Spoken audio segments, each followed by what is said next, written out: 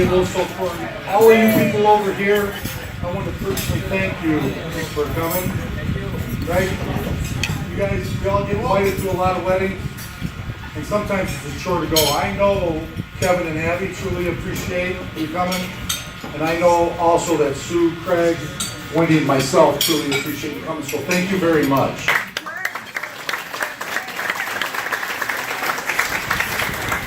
Okay, so before we get started, this is what's known as the Father of the Bride speech. And this one's going to be a little different. No! I have some props, okay? I have some props. Get it? Have a PowerPoint. So one of my props is a Kleenex. Because part of my talk is going to be sad. At least for me.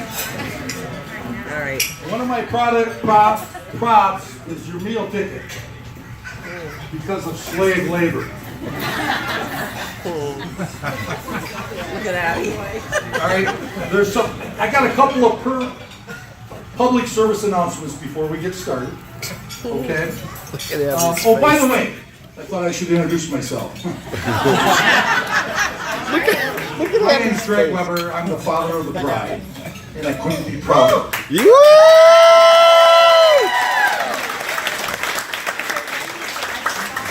So a couple of public service announcements. Bruce, could you stand up and put your sports coat on? Oh.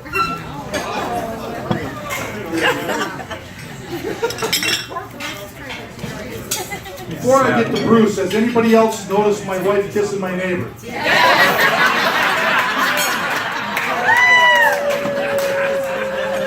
It's been happening for years.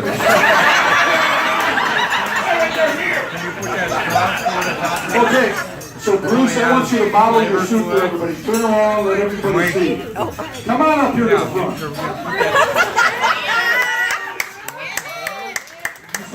Bruce is our new neighbor, one we actually like, right? He so badly wanted to be in the wedding, he bought a suit like the rest of us.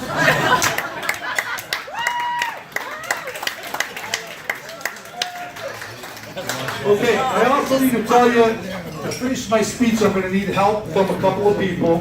One of them, my youngest daughter, Allison. So she's going to play a part in the Father of the Bride speech, and so actually is Abigail. Oh. All right. So you guys, I got to tell you, this is the chuckle I got today, right? We're standing out there in the receiving line, sweating. And my former neighbor's son, Ben, comes walking by me, he shakes my hand, he said, "That's the quietest I've ever heard you, Ben." And I got such a kick out of that I thought I'd acknowledge him, because I do like to hear myself talk. When did that start? I want to give you some parameters on tonight's speech, okay? Because I'm not going to talk too long. I want you to know that the Lord's Prayer has 66 words.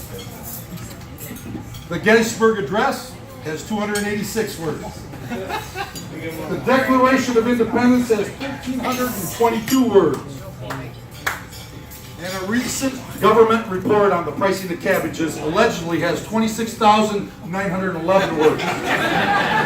So tonight, I'm going to confine my speech somewhere between the Lord's Prayer and the pricing of cabbages.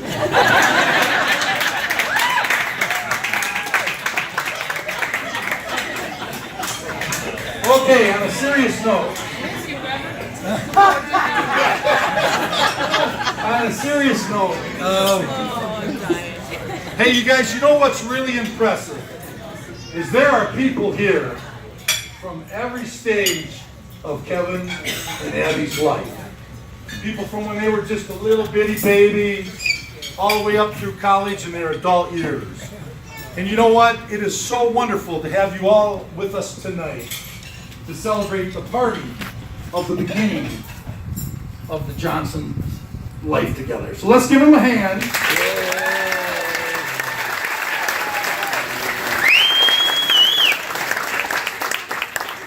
Okay, you guys, a couple other things I want you to know. I want you to know that Abby gave me some rules for this speech.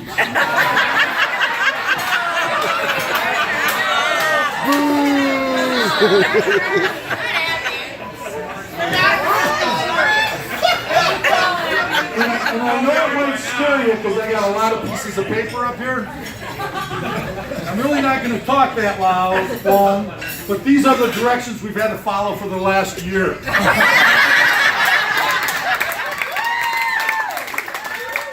You know, you guys, I got to tell you something that just baffles me, and maybe it's because my neighbor's kissing my wife. But Abby is the most organized little bugger I've ever met in my life. I mean, she is all over it, and she follows up. My dear wife, Wendy, and I are the most disorganized people you will ever meet. We are very seat of the pants. Come see, come saw. We're just going to let it happen. Or the professional way of putting it is we behave extemporaneously. So, I'm beginning to understand where Abby came from.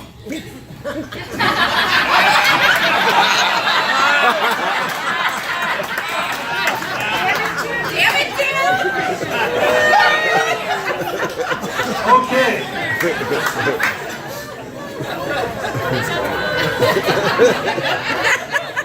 So I'm glad you guys have laughed a little bit because I'm going to get serious here in a minute. I want you guys to know, and I will get emotional. I want you to know that I put a lot of time and effort and thought into this. Not as much of time, effort, and thought that Abby put into her wedding. The good Lord knows she's been planning that for 27 years. And you gotta admit it's a pretty damn good wedding, right?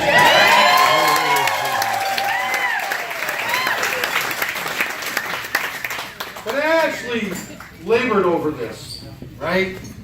People said just go on the internet and get something off of that, but that's plagiarizing and paraphrasing, and that's really not me. I'd rather make up my own BS, right? So I went from just giving a speech. I thought of a lot of different ways I'd do this, and you guys, I got to tell you something.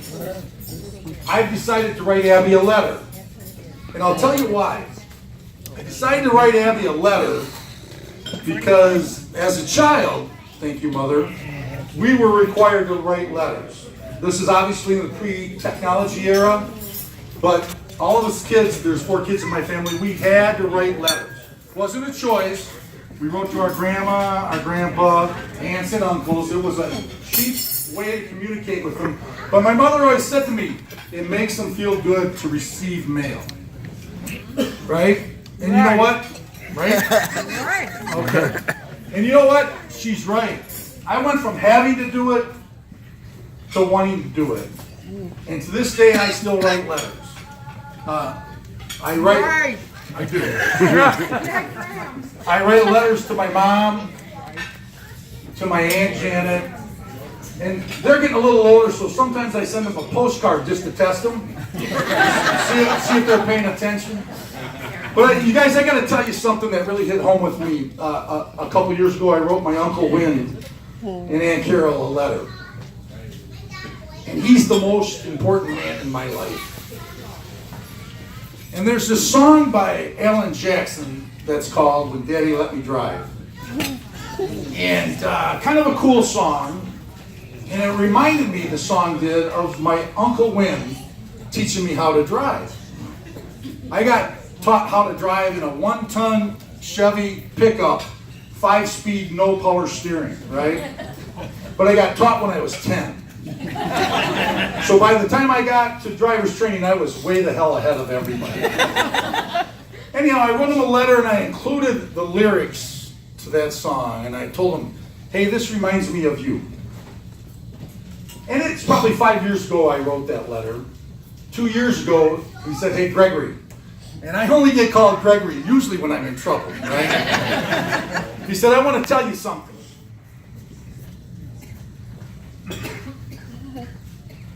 That letter. He goes, I've saved it. And I pull it out and read it every now and then. because it makes me feel good. And so I thought, hey, why don't I write Abby a letter? So that's where we're going with this. Did you bring things for all of us? No.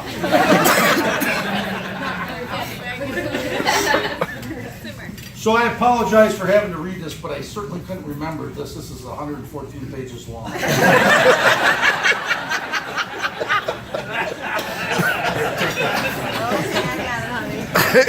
I got your back. Did you get a bathroom break? No. Okay, I'm going to take this.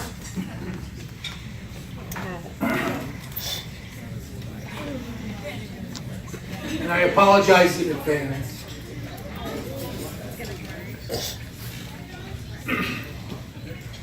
Dear Abigail Lee,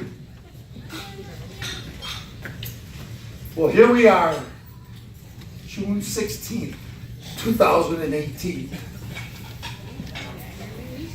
The big day. It seems like this day took forever to get here. But now that it's here, it seems like it came quickly.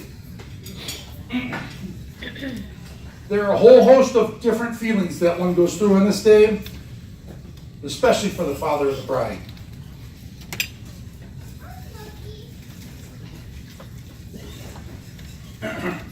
Today you transition, and I'm sorry, from my little girl to a grown woman who is starting her own family. Somehow I think you will always remain my little girl. All right. Pull it together. Come on. Tuesday, March 24th, 1987. Approximately 7 to 18 a.m., somewhere around there. Abby, you came into our lives. And what's amazing about this is we had had a false pregnancy alarm 2 days before that. Wendy thought she was going into labor, and she didn't. And we had gotten all ready to go to the hospital and got all geared up, and turns out, I don't even know what they call it, but it didn't happen. So on this particular morning, Wendy wakes up writhing in pain. Writhing. And I'm a non-believer now, right?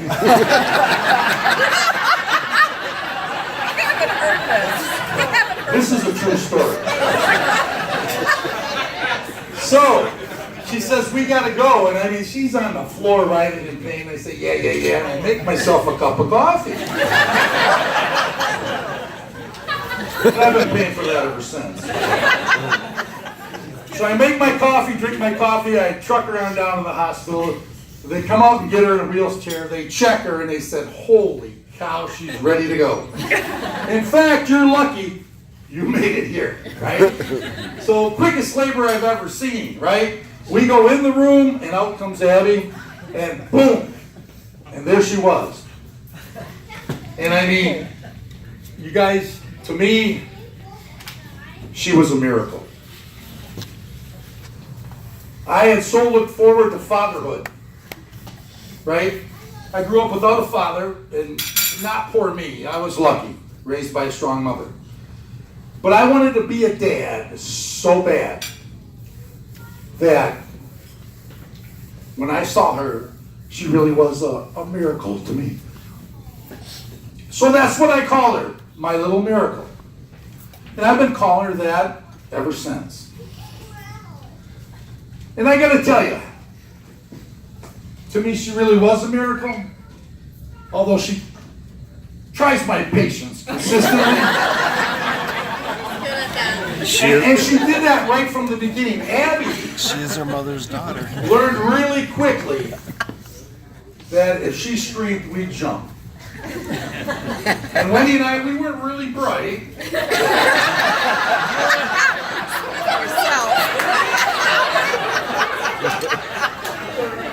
I mean, when Abby screamed, we jumped, especially in the middle of the night.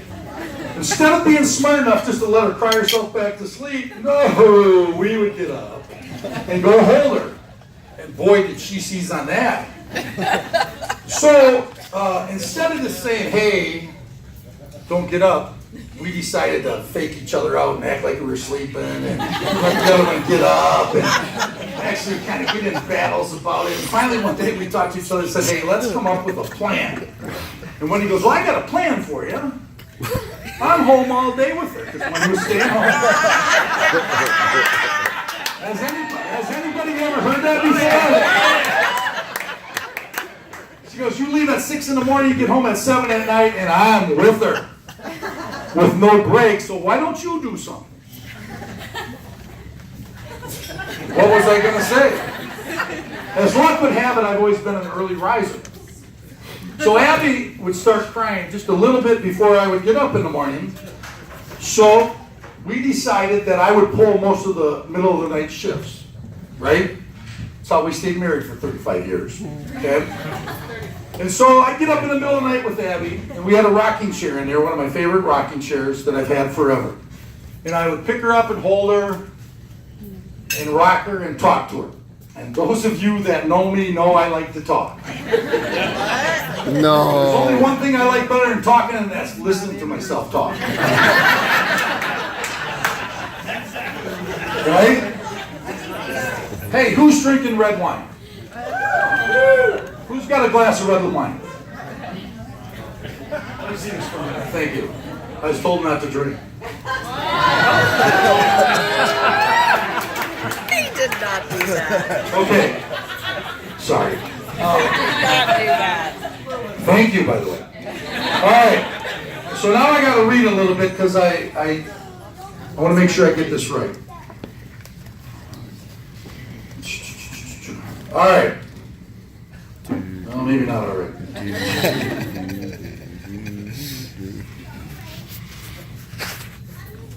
Okay, I'm already on the second page and I didn't even know it. All right. So I would 114. get up with Abby in the middle of the night and we talked about everything. We talked about her life, the great life she was going to have, right? We talked about dreams and how great dreaming was. We talked about goals and ambitions and a sense of purpose in life. We talked about a lot of things that you don't talk to a 2-month-old about, right? But they were things that were important to me, so I assume they were important to her. In fact, I even taught her this mantra that my grandma Ingalls had taught me. Whatever you do, do with all your might. Things done by half will never be done right. So if you're going to do something, my grandma said, give it your all, right? And so I tell her this stuff, right? And she just kind of look at me dumbfounded. But you know what? I do believe Abby heard me. Based on how she's led her life these last 30 years, she got it, and she gets it. And I'm pretty excited about it. Those were some wonderful, joyous times in our life. I'll never, ever again get to spend that kind of time with just one baby, one child. And when I say I think she's a miracle, I really believe it. Okay. Where am I at here? Okay. So, all right, we talked about the wedding and Abby planning this wedding. So Abby early on showed signs of being a planner. I mean, right away. She showed signs of being organized. In fact, kind of scary, in elementary school, she decided she was going to hold a summer camp for the little kids in our neighborhood. I did this too. I know, Kenzie and Alex, you guys probably remember that. So Abby wrote out this whole summer camp plan. Detailed as can be. I think you sent out invitations, I'm not sure. Right? And I think we got about 8 to 10, maybe 12 kids to show up. And had an itinerary, an agenda, a syllabus that the kids had to follow. And the thing about it was, if they deviated, if they were supposed to be playing catch with a water balloon and they decided to do something else, she'd be going, no, no, no. That doesn't fly, right? I gotta tell you though, at the end of it was either 2 or 3 days long. The parents who had their kids come to our summer camp were not only amazed, but they were thankful for the couple days of freedom. while still in elementary school, one Christmas, Bert and Clara were visiting us. And Abby decided she was going to be our choir director. So Abby wrote a brand new Christmas carol. Right? Sat down and wrote it. Remember that, Bert? There you go. Bells are ringing. Yeah. And not only did she write a Christmas carol, but she wanted us to sing it in a round.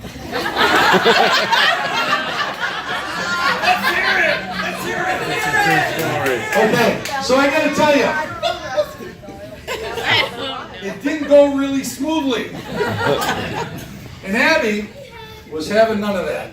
Because what do you do when you sing around? You start out singing the way you're supposed to, right?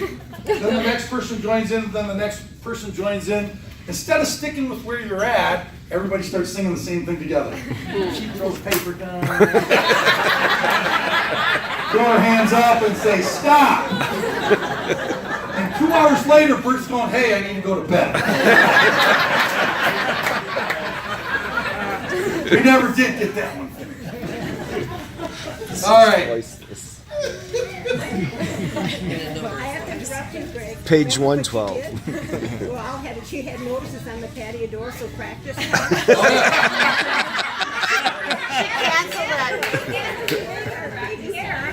All right. One of the other things I truly admire about my daughter, Abby, and she gets this from her mother, Wendy, is her fierce, intense desire to protect and defend her family, especially her siblings. So Abby's a senior in high school, and a neighborhood girl is messing with Ross.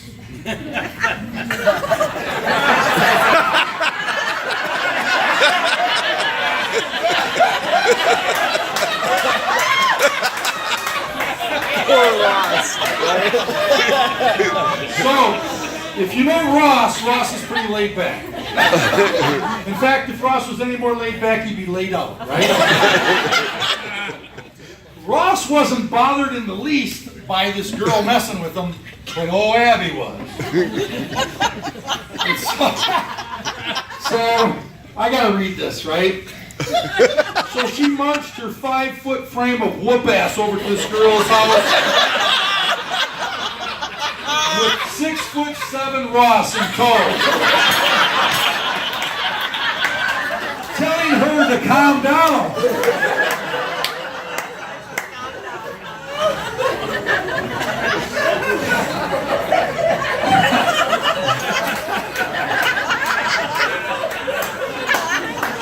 Abby gave that girl the 140s.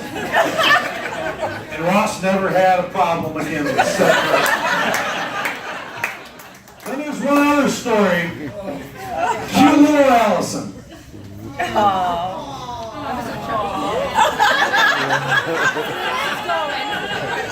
There's cute little Allison with sunburnt cheeks and a pixie haircut. And she was a little chubby. Cute little chubby figure, but she was a lot of fun, wasn't she? So Allison had the good fortune of having some kid on the school bus on the way home call her fat. So Allison came home crying. And oh my gosh, was Abby irritated, right? Abby demanded that Allison tell her who the kid was. And then demanded to know where he lived. And then made Allison get in the car with her, and she drove over stalking this kid. She caught him before he was still walking home. And this is what she said.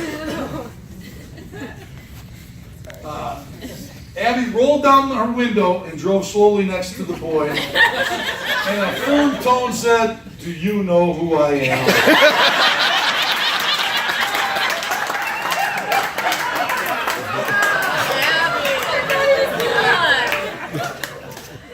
She goes, "I'm Allison's sister, and if I ever hear you say another word to her again, we are going to have some problems. Do you understand?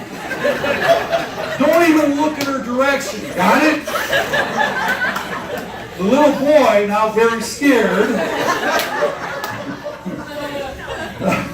What else was he going to say? Yes, I got it. Right? And Allison never had a problem again. So let's move up to 1994. Abby's 7 years old and is taking her daughter to work day. I got a flight to catch. So on Take Your Daughter to Work Day, it happened to be on a day when we had big regional meetings for my company. And there was every hi-ho in our company there. Every executive vice president, senior vice president, everybody that had VP behind their Three name. kinds of people. And I told her, Allison, Abby, number one. I told her, Abby, this is one of those times where children should be seen and not heard. And actually, she did pretty good. So we're sitting through this meeting, and actually it's a pretty negative meeting because there was a lot of people with poor performance. And they were making just a boatload of excuses, as you are wont to do when you're in front of people and being blistered by senior executives. So all of a sudden, here came 1994, pre-technology. I had a pager. I was running a facility. I got a page with a 911 behind it, which is bad when you're running an environmental facility, right, John? Yes. So I had no choice but to leave the meeting, go out to a payphone and call to see what was up, right? So I'm out there on the phone, just finishing up my call, and I see everybody come out of the meeting. And they're coming down the hall, and this one senior vice president, who happened to be my mentor at the time, comes up to me and he says, Weber, chip off the old block. And then all my peers come traipsing past me, just giving me the dirtiest looks you've ever seen. There's three kinds of people. So everybody's out of the room Three kinds of now. I go back and there's Allison. I said, so hey, Allison. Abby. I'm sorry. Allison's part's coming up. That's why I keep that. I said, hey, Abby, what's going on? She goes, well, Dad, I know you told me to be seen and not heard. But I got so tired of them making excuses, I raised my hand. And she said, they called on me, Dad, so what am I supposed to do? They called on me. So she goes, Dad, I told them. My dad's always told me there's three types of people. Those who make things happen, those who watch what happens, and those who wonder what happened. You all get to make a choice what type of person you want to be.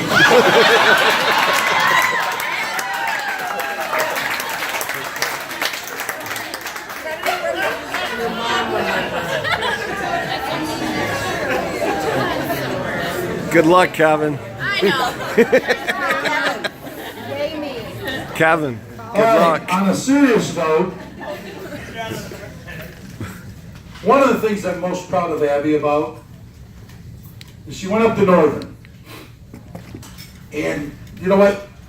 She wanted to start a soccer club, a collegiate level club team, which seems like a simple task. But I think it took her about a year. She had to write a business plan. She had to do some fundraising, as I believe, and she had to have some people to play. And they fought her. Unbelievable, they didn't want to do it. She got heat from the varsity soccer team. The administration didn't, because it was going to cost them money. She got resistance from everybody. But after about a year, I think it was a year, she got it done. And she had 20 to 25 girls on that first team that got a chance to play college level soccer. And that team today, more than 10 years later, is still going strong. And she did that single-handedly. All right, enough about Abby. Let's talk about Kevin. We're gonna be here all night. This is only page 112. I told you I like to hear myself talk. So Kevin, I gotta tell you guys, Yeah, no. if you ever spend time with the Weber family, it's makes the Adams family look pretty normal, right? It is tough to get a word in edgewise in our family. If you think I talk a lot, I'm about third in line, right? So here's Kevin, a nice, fairly quiet, respectful young man, and he comes into our life. Right away, I want to drug test him, right? I'm wondering, what's this nice guy doing in this family? But you know what? He hung in there with us, and thank you for that, Kevin. And actually, Kevin's a pretty good guy. You know why I know that? I did 3 separate background checks on him. Anyhow, Kevin's been hanging with us for a little over a year. We decided to go on a family vacation to Hawaii. And there's two stories about Hawaii. I'm going to tell the first one. Allison's going to tell the second one because she tells it better than me. And it involves me not in my finest behavior, so it sounds better coming from her. But the first one. We spent the day lounging around the pool. All six of us. And what do you do when you lounge around a pool on vacation? You drink, right? You drink those cute little tropical drinks that you can only get at those tropical resorts. And you think it's cool to drink more than you should. And we did. We decided to go out to dinner at the Lava Lava Beach Club. All right? And we're all a little tired, a little sunburned. And I, wanting to save some money, chose to have us take the shuttle to the restaurant instead of the taxi. And that was a horrible mistake. Because the shuttle didn't take us all the way to the restaurant. It got us within about a half a mile. No, a mile. Well, Wendy and Abby thought it was 3 miles. But so Abby had on the wrong kind of shoes. I don't know exactly what they were, but they were some sort of platform, high heel, sandal type thing that you don't wear when you're going to walk on a gravel road to a restaurant. And Wendy was none too happy either, right? But there's Abby, after a day out in the sunshine, tired and having drank maybe a little too much. She wasn't at her best. And she was chirping in Kevin's ear. And I mean, the more we walked, the more she chirped. And Kevin just keeps walking. And so we finally get there, and she's totally hangry, right? I mean, it's not good, right? And she is actually at this point beating on him. But Kevin, bless his soul, had a plan. Undaunted by the current dynamics of the situation, you had to walk on the beach to get to the restaurant. Abby is letting him have it, and Kevin goes down on one knee and proposes. And it was the most romantic thing I've ever seen. In the face of getting the crap kicked out of his birthday, he asked her to marry him. And you know what? After she hit him, she said yes. It was the coolest thing I've ever seen, you guys. The second story involves Hawaii also, but I'm going to let Allison tell it because, well, I've been talking a lot and she tells it better. All right, well, super glad I get to follow up this guy. After that 30-minute ordeal. 33 minutes. So, yeah, poor Kevin. He's, he